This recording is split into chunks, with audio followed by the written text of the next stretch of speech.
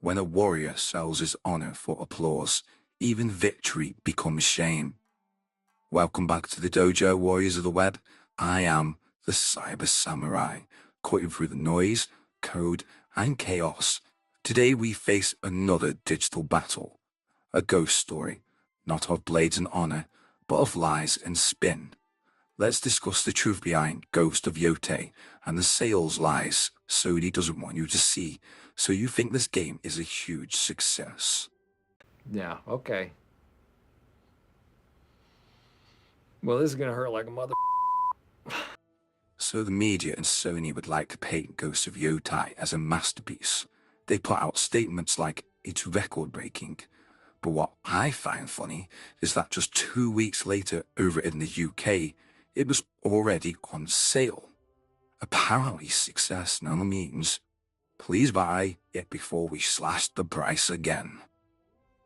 Anyway, before we start, if you find value in these digital duos, sharpen that like button, strike subscribe, and ring the notification bell. It keeps the dojo running smooth and helps our message cut through the noise of the net. But let's get straight into it. 2 weeks after the launch of Ghost of Yotei, Sony's big PlayStation 5 exclusive, the next chapter of Ghost of Tsushima already dropped £10 off the shelf price in the UK. 2 weeks. That's me. Doesn't sound like something you do for a game that is selling well. That's more like a red flag. And yet the gaming press, the same outlets that worship Sony like it's a religion, try to spin it as normal and tell us to relax, this happens all the time. No, it doesn't.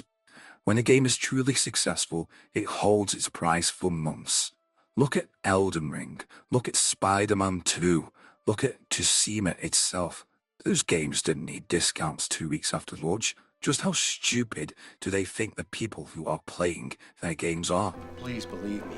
You've got to believe me. You can fool yourself and everyone else, but you can't fool me.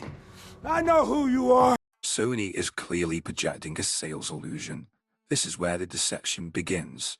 Instead of hard numbers, we get vague statements such as telling us there is a strong debut, healthy engagement, and record interest. When in reality, the media are making up the lies for their corporate masters about sales numbers when they have not even been released yet.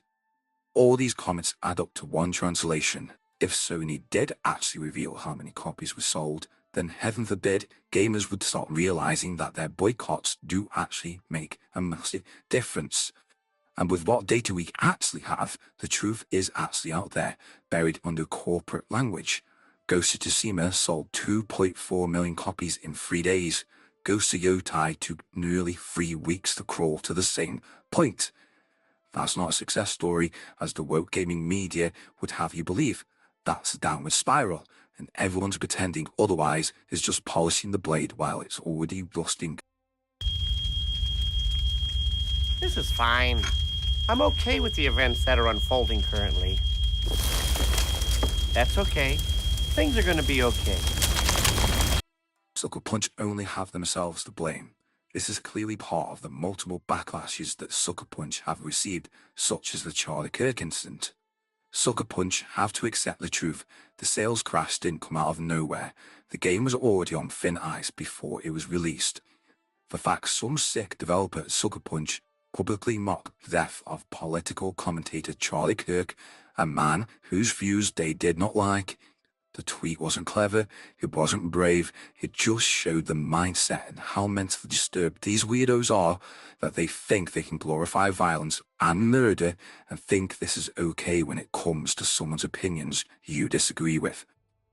And here's what makes it worse. Yes, they fired that person, but here's the problem. Those people were the ones who liked the post. Yes, the people that fired him have liked his post.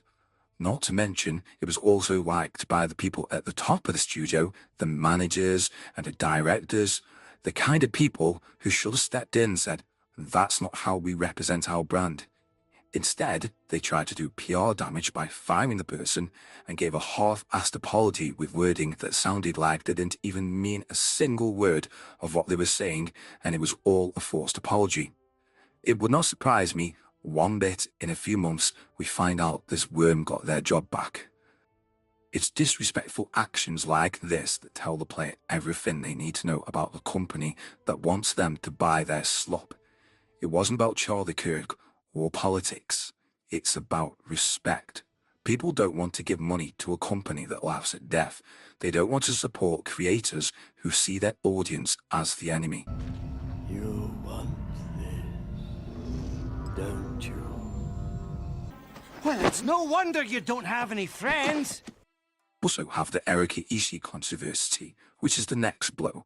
The game's new protagonist was voiced by Erika Ishii, a semi-talented performer who's been very loud politically online for years, and pretty much every game that she's touched has turned into crap. But when fans discovered that she's been publicly supporting Antifa and calling herself part of that movement, it becomes a line in the sand for many, especially now that Antifa has been declared a terrorist group. Gamers don't want to play as someone linked to violent extremism, no matter what side it comes from. We play to escape politics, not to be dragged into someone else's crusade. Me. Love me! Oh, hell no!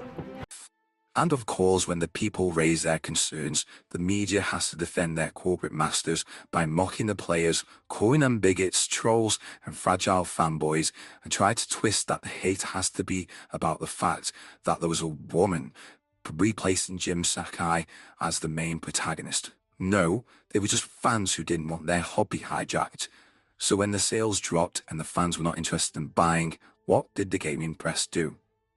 Of course, they panicked, because neither Sony nor the gaming press wants to let the gaming community know that by not buying their slop, they're actually having a big impact on their sales and potentially the company's future. You have no power here.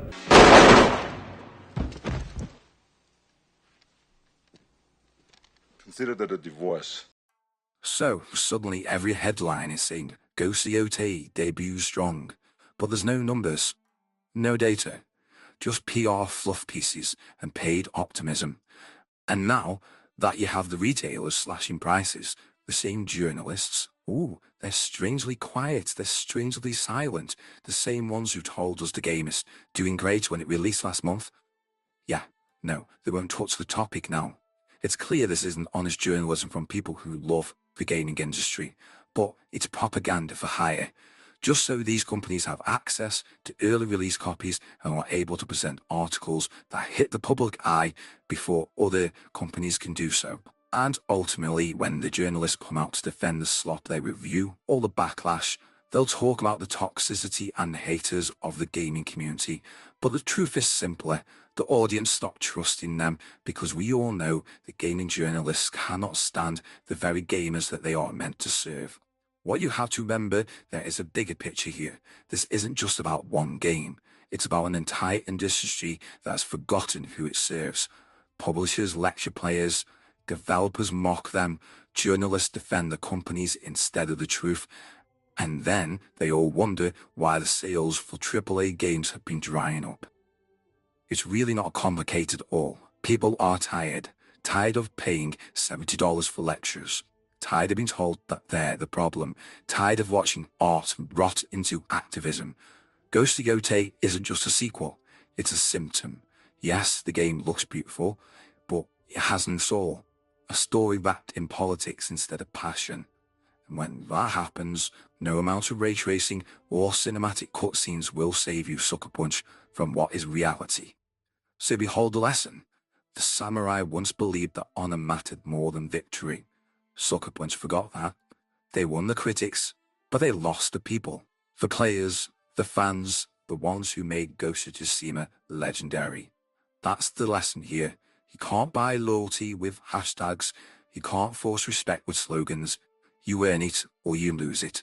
And Sony and Sucker Punch just lost it. But that's all for this video. I am the Cyber Samurai, keeper of the code, defender of the truth. Until next time, stay sharp, stay awake, and never bow to the algorithm. I'll see you in the next battle.